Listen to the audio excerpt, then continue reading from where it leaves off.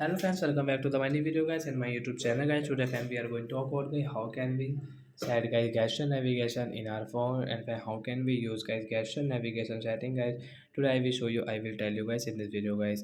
So before starting video friend, first of all go and subscribe the channel guys, click the bell icon and like the video. So friends, now let's see how can we set gesture navigation. First of all guys, open your phone setting guys.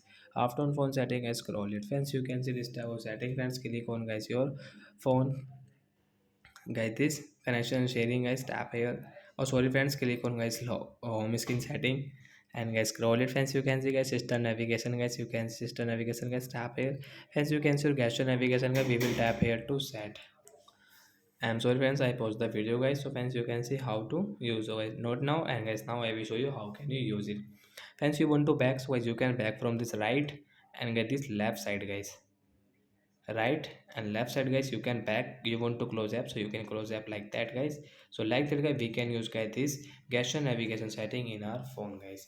So I hope friends you have understood how to set gesture navigation. Bye guys.